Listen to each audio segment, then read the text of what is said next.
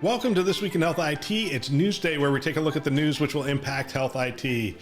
Today, gosh, there's so much going on. We have a bunch of stories. We're going to talk a little cloud. We're going to talk a little, biotech revolution around the vaccines. I think that's interesting. We're going to talk a little interoperability, things that are going on there. And my gosh, there's 100 stories. We're going to talk some Zoom as well. If you're wondering what's going on with Zoom, they've got a bunch of security patches, and they were just sort of dinged for not being as upfront as they could be around their security posture prior to COVID. So we'll see where that goes. My name is Bill Russell, former healthcare CIO coach, consultant, and creator of This Week in Health IT, a set of podcast videos and collaboration events dedicated to developing the next generation of health leaders. Speaking of developing the next generation of health leaders, I want to thank Sirius for supporting that mission. Their weekly support of the show has allowed us to expand and develop our services offerings to the community, and we are very thankful for Sirius and all that they've done. 3X Drex is a service of Drex to Ford, a frequent contributor of the show and sometimes co-host of Newsday. And one of the things that Drex does is he curates stories, and he sends out 3 texts 3 times a week with 3 stories that he has gone through his feeds and said, these are important for health IT leaders. And it's a great way to stay current. I use it for this show. To receive these texts, the easiest way to do that is to text Drex, D-R-E-X, to 484848. All right, we've got a lot going on. Let's get over to the conversation this week. Let's go to LinkedIn over here. I'll hit some of these stories real quick. Hey, there was a lot going on. First of all, kudos to CHIME. They did a phenomenal job. I love the virtual platform that they used. It almost, clearly we're all still sitting in our offices. We're sitting at our homes.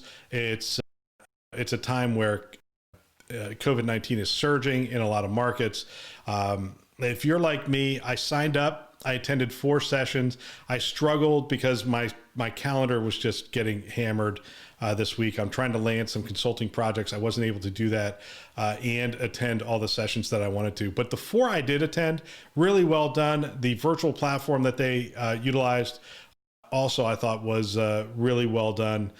I didn't hit any of the keynotes. I wish I could give you more feedback on that.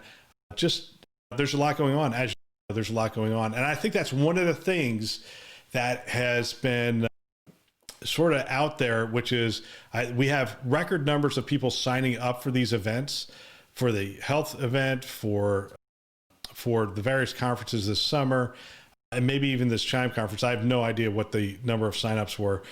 But at the end of the day, I think we're all struggling to carve out time. And if we are leaders for healthcare, we may want to help our staff to carve out that time and just dedicate it to going to some of these conferences, if we think there's value in the conferences. Because I know for me, trying to juggle all those things was extremely hard. But again, four sessions I did go to, really well done. A couple of guests of the show were on panels, and they were excellent as always. So I'm not going to go into too much detail on that. I just wanted to give the CHIME team, just some applause for what they did last week. I thought it was really well done. All right, let's get over to LinkedIn, where we are continuing the conversation with you guys. Now, you guys were busy this week. I get it. I understand. Not a lot of back and forth, but I'm going to give you some of the stories that we shared. If you are interested in participating in going back and forth on some of the stories, I'm going to be sharing a story on Monday, Tuesday, Wednesday, Thursday, Friday. Every day of the week, I share one story out on LinkedIn. You can follow me at Bill J. Russell, and then just put your comments in. What do you think of some of these stories? So, for example, a week ago, I pulled Seema Verma's article. She's the administrator for CMS, and she wrote, every patient has a right to know the price of their care upfront. Anything less is unacceptable. And I just posed this question. I'm curious if anyone disagrees with this. Price transparency, we have it everywhere else, right? Before you buy anything else, you know how much it costs, and you make a decision, right? Am I going to fly first class? Am I going to fly a coach? Am I going to, buy a leather couch? Am I going to buy, but we don't do that in healthcare. And we don't allow that to even happen in healthcare. And it's something that I feel pretty passionate about, that people should be given the option. They should understand what it's going to cost for their care, and what it's going to cost for their medications, and those kinds of things. In fact, we're doing a show tomorrow where we highlight a company that's bringing that information of what the medications are going to cost to the point of care. So the doctors can actually look at it, see what's covered, what's not covered, how much is covered, and what medications will cost that individual that's sitting right in front of them. So they could see this patient and say, this medication is going to cost this. The next patient needs the same medication. It could cost something entirely different based on their plan. That information is being brought to the point of care. I love those kinds of solutions. I think that's exactly what we need to be doing. And that's a great way for technology to play.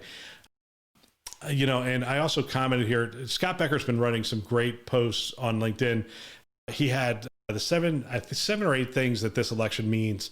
And one of the things he pointed out was, he said, price transparency, which is supposed to start on January 1st, may or may not be enforced. By the way, I agree with his statement. I don't like his statement, but I agree with his statement. I think he's right that it may not be enforced, and I think that's actually kind of sad. I wish it was enforced. Price transparency to me is not a political stance in any way, shape, or form. It really should be a right of the patient to know how much their care is going to cost. I know there's a lot of challenges around that, but at the end of the day, it's my care, it's my money, it's my life, and how I choose to live it and spend that money really should be a choice that I get to make.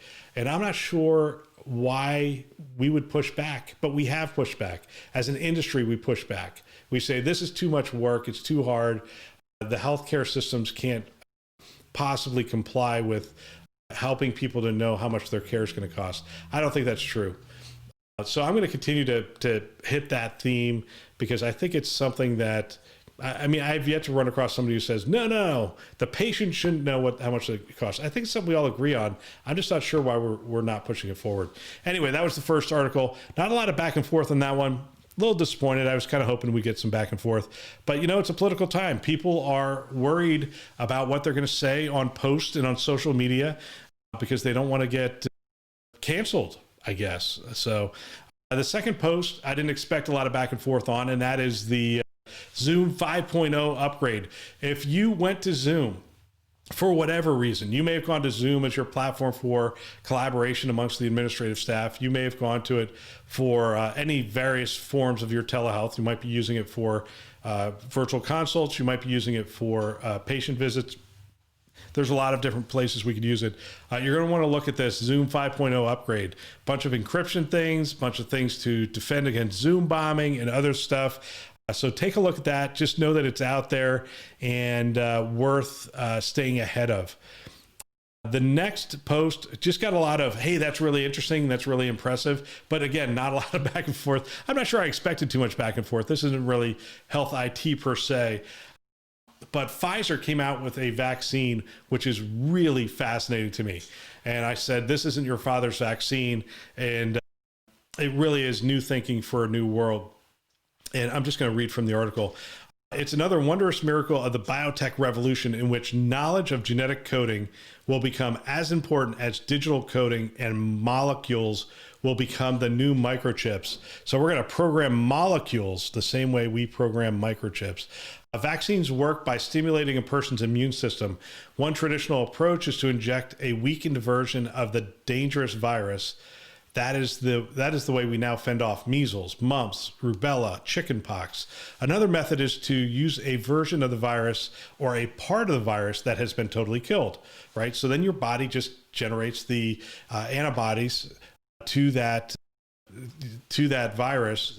Well, in steps Pfizer and really changes the game. So the success of the Pfizer vaccine means that the plague year of 2020 will be remembered as a time when traditional vaccines began to be supplanted by genetic vaccines. Instead of delivering tiny and safe doses of the virus itself, these vaccines deliver a piece of genetic coding that will instruct human cells to produce on their own components of the targeted virus. These safe components can then stimulate the patient's immune system. I just think that's fascinating. I think it's fantastic. Again, most of your comments are just, hey, this is really interesting.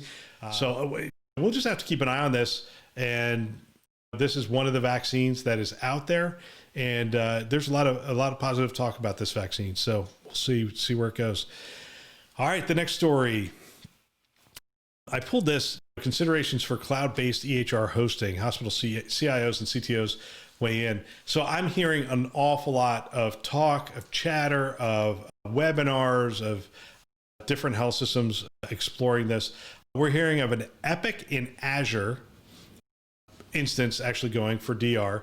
We're also seeing Epic workloads on AWS, or at least, let me rephrase that. I don't know of anyone running Epic workloads in AWS yet, but I do know that AWS is doing webinars on putting Epic workloads in AWS. We know that Cerner workloads in AWS is happening because Cerner signed the big deal with AWS. And I just asked, what are your thoughts on this?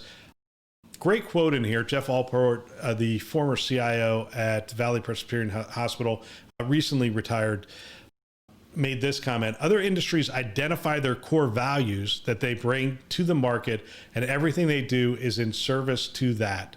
A lot of wisdom in that statement, by the way. What is your core business? What do you bring to the market? Why are you going to the cloud? What does this enable you to do in going to the cloud? And Jeff makes this distinction between large health systems and community hospitals. He says, for community hospitals, I think it's hard from a sustainability perspective to find a reason to host anything. That's anything. He's saying it's hard to host anything. And think about it from a community hospital perspective. You're running a lean ship. I mean, cost is probably your number one driver. If cost is your number one driver, then running Meditech is your lowest cost EHR. You could run Meditech in the cloud, but do you want to commit to those ongoing costs, right? So you're going to have an ongoing monthly cost, or do you just want to set it up in your data center, buy those servers with some capital dollars, and then run that stuff really as long as you possibly can?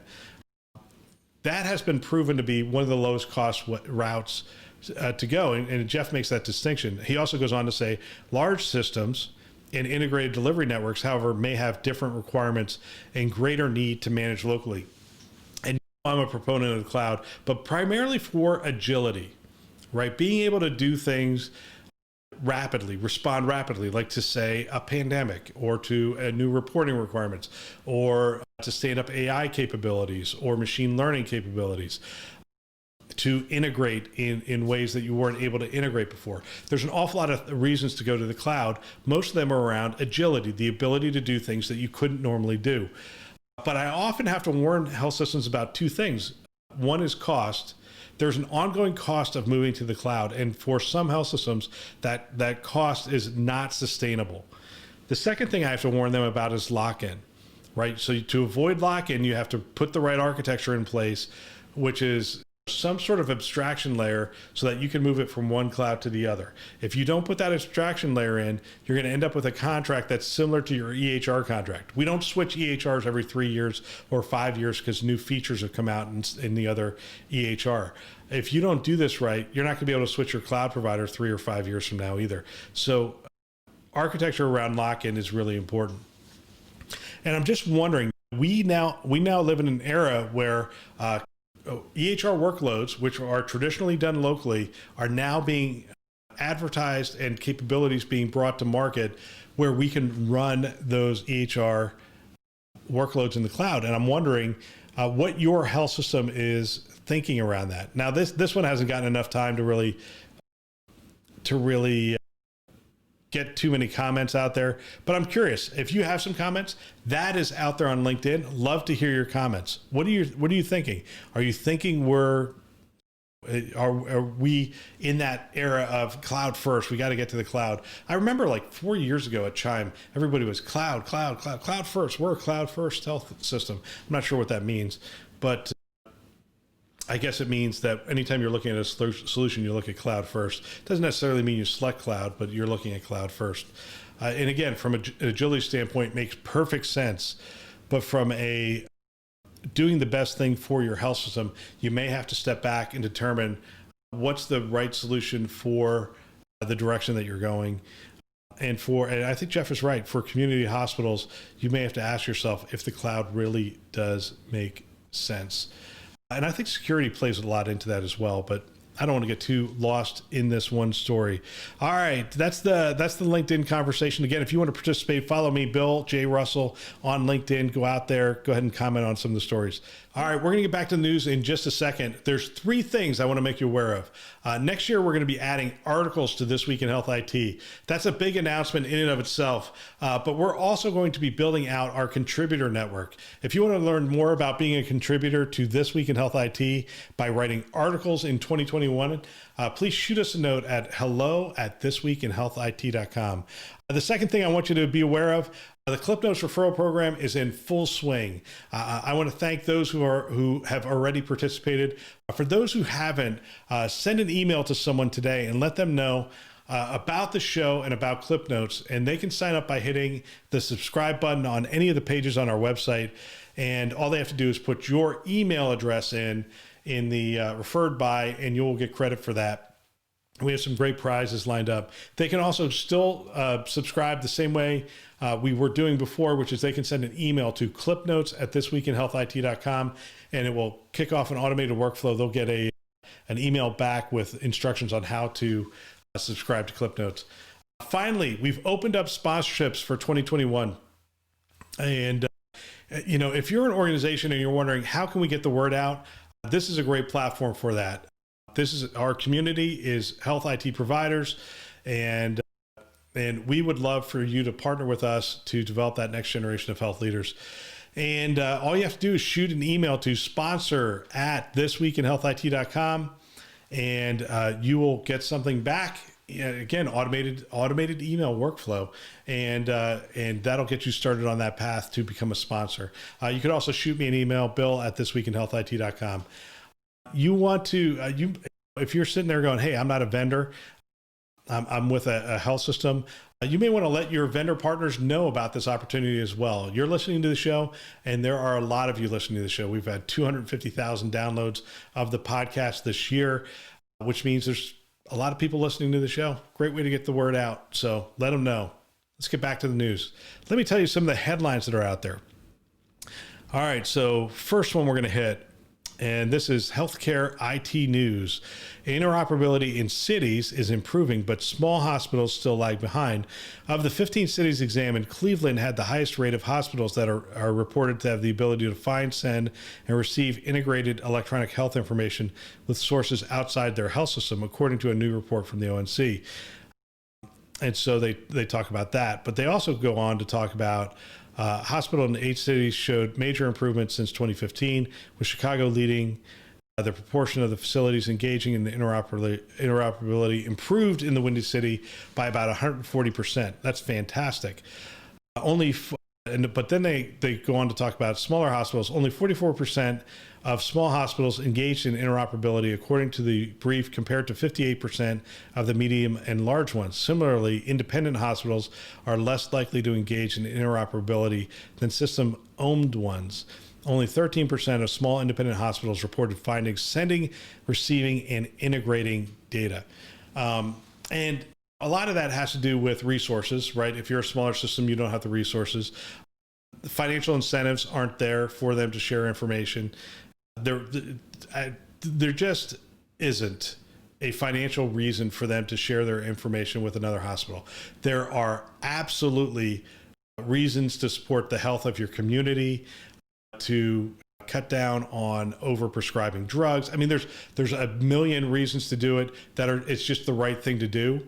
But again, from a financial standpoint, if you're just trying to figure out how to keep your doors open as a small hospital, this isn't going to be one of your top priorities, sharing information. And so that really comes up in this. And I'm wondering what we're going to need to do there in order to make that happen. And this could be one of the areas where we just see consolidation really change that metric and really move things forward. Dynamic partnerships. We know a lot of health systems are really pushing their community connect, and and even their services to smaller health systems. And I think that will help to drive that as well. So that's just something to keep an eye on. Very interesting. All right, another story, why the U.S. still has a severe shortage of medical supplies. So we have a surge going on in several markets. One of the markets I'm familiar with is one that my daughter lives in. My daughter and a couple of her friends have COVID right now, and they're on the tail end of that, and they're doing well.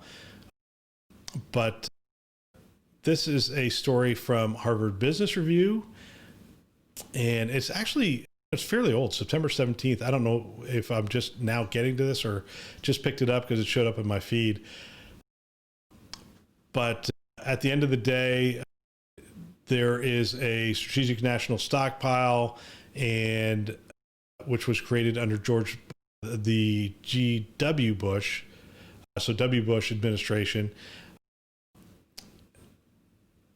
It was originally set up as a safety net in case of short-term threats such as bioterror attacks, was not designated to handle a pandemic of this scale. So they go on to talk about the SNS and that the profile's too low and how to expand it and those kind of things. So Harvard Business Review article, if you're interested in that, that's interesting. I think that's one of the things we will see a lot of conversation over the next year is just around public health and pandemic preparedness. And hopefully we will get in front of some of these challenges. I think we have a manufacturing challenge for drugs that we have to take a look at. We have obviously some PPE supply challenges that are going to need to be addressed as well.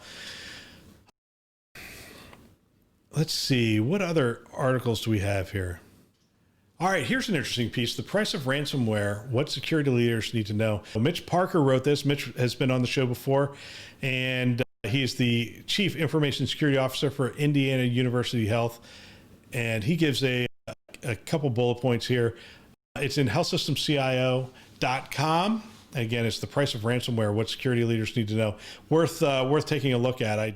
This one fascinates me. The Vermont governor deploys National Guard in response to UVM cyber attack. Now, I don't know if they've followed through on this, but it looks like they were getting ready to, the combined cyber response teams will assist the University of Vermont Health Network, in ensuring thousands of end user devices are free of malware and viruses.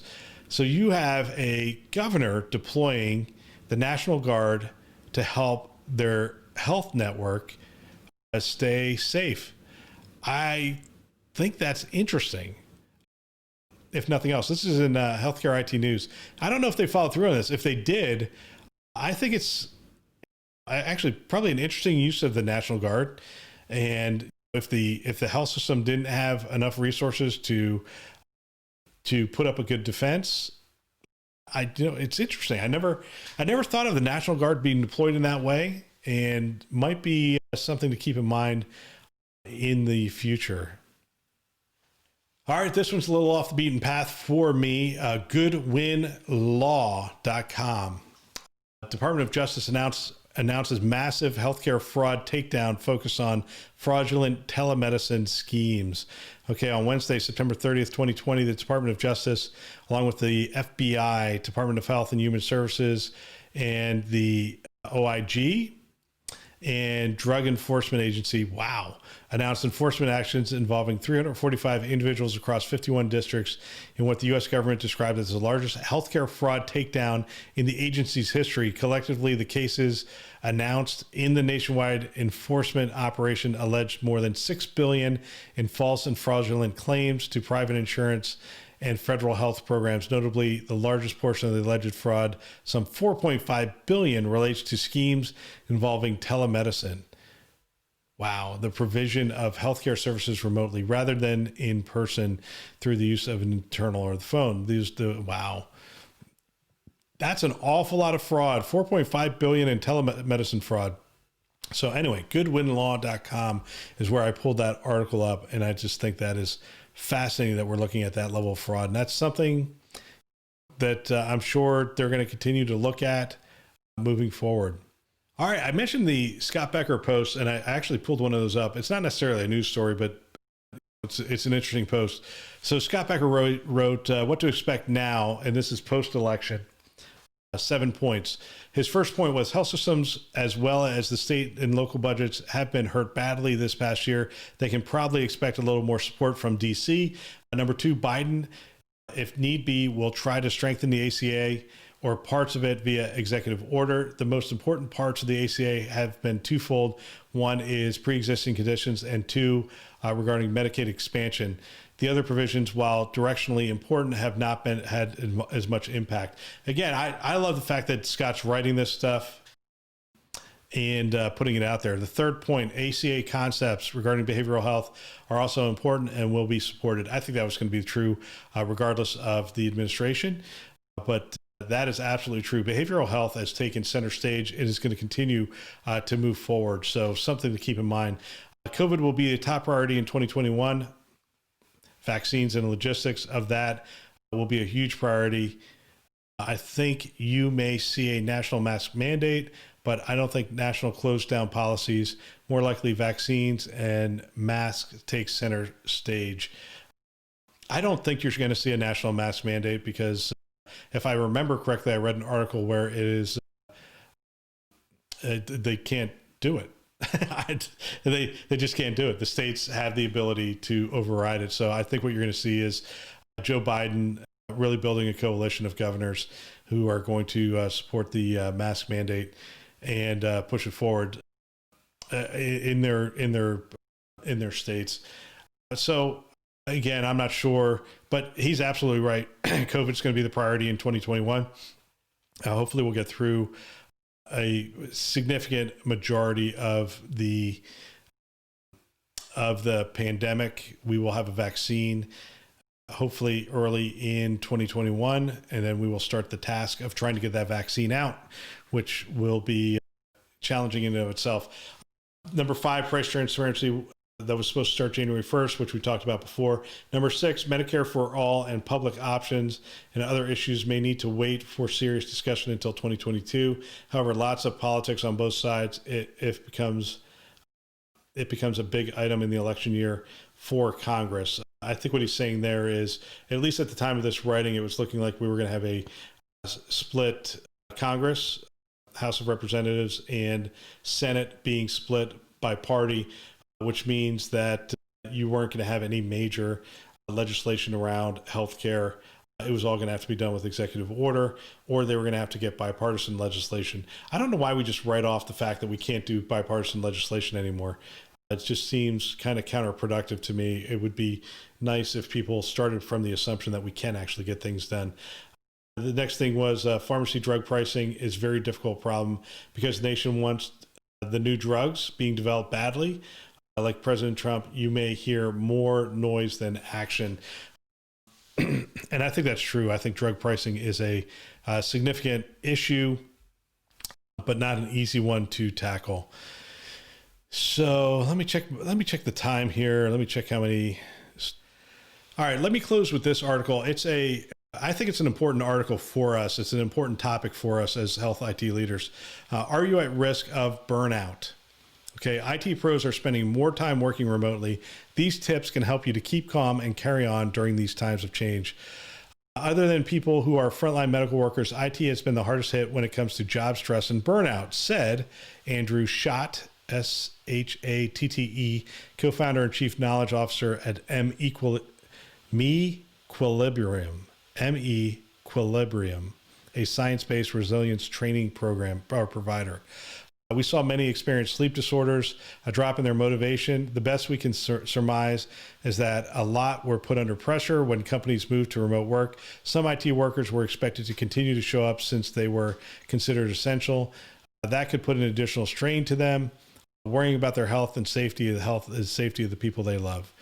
As it turns out, burnout is as real as it is stressful. In 2019, the World Health Organization named burnout as an official medical diagnosis. Okay. Burnout symptoms. Well, you heard some of them: stomach ache, headaches, back pain, anxiety, sleeplessness. Anxiety causes a downturn in quality of our sleep. But he said our sleep essentially, but sleep is essential if you're going to avoid burnout, right? You may be experiencing anger, frustration, sadness. We're also seeing a lot of spiking in shame with thoughts that we're not meeting our own standards in the world. For example, I'm not doing anything well, or I'm not a good parent, partner, or employee. These are signs. Because burnout symptoms are difficult to recognize, it can help to keep a journal, suggests Dr. Ted Sun, organizational psychologist and president of Transcontinental University, a nonprofit organization that offers programs. The human brain is brilliant at making up reasons to justify one's decisions, even when they are poor decisions, Sun said. Using a journal to note down certain thoughts and behaviors and then reading it to assess the major change is one self-diagnosis tool.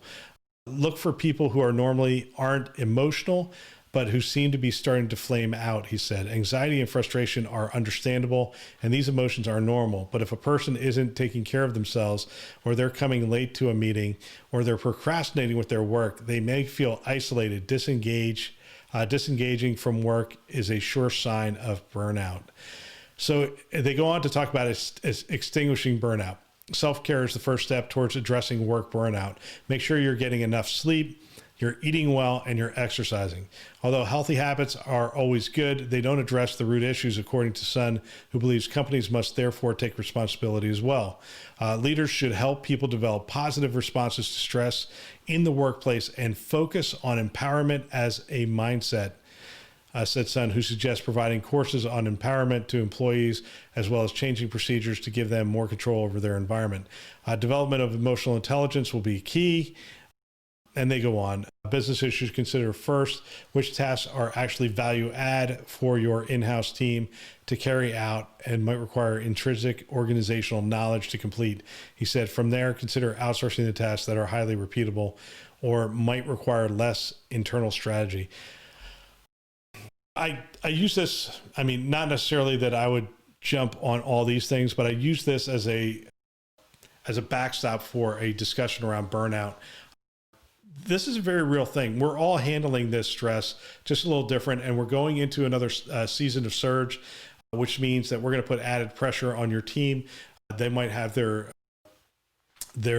children at home again. They might have home stress that you're not familiar with. We know that there have been hurricanes, there have been fires, there have been people displaced by fires. A big part of being a manager today is organizational. It's being a psychologist.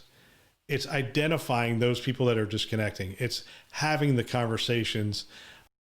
It's making yourself available. It's having one-on-ones.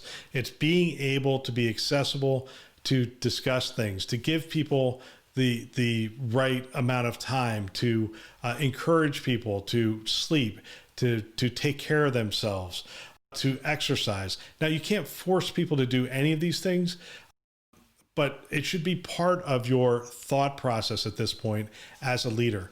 Now, CIOs get this. I'm talking to CIOs all the time. They have programs. They're thinking about it. They're encouraging people. It's the next line of managers. It's the next generation of health leaders who we're talking to here. This is part of the deal is, how do you take care of your team? How do you identify those things that are going on in your team, and how do you take care of your team? This is something you should be reading articles about, and something you should be really stepping forward and leading as strong as you possibly can in this area. This is a stressful time. We just had an election. There's a bunch of people that feel disenfranchised. We just mentioned the fires, the hurricanes, the pandemic. There's home things going on. The divorce rate is up significantly during the pandemic. People are now talking about not being able to get together with their family for Thanksgiving. Who knows what Christmas is going to look like. These are very trying times for all of us. And if we are leading a team in any way, shape, or form, we have to be aware of that. And we have to be asking the right questions, promoting the right behaviors, and encouraging people as much as possible to take care of themselves. That's all for this week. Don't forget to sign up for Clip Notes. If send an email, hit the website. We want to make you and your system more productive. If you have somebody who's told you about ClipNotes, go ahead and put them in as a referral. We would like to send them a gift and thank them for making you aware of ClipNotes. Special thanks to our channel sponsors. They have been phenomenal this year, and I really appreciate all of them. VMware, Starbird's Advisors, Galen Healthcare, Health Lyrics, Sirius Healthcare, Pro Talent Advisors, Health Next, McAfee for choosing to invest in developing the next generation of health leaders. This show is a production of This Week in Health IT. For more great content, check out the website, thisweekhealth.com. Also, check out our YouTube channel. We continue to do some really cool things there. If you want to support the show, the best way to do that, sign up for ClipNotes, share it with a peer. Please check back every week. We're going to be producing 3 shows, Tuesday, Wednesday, and Friday. Thanks for listening. That's all for now.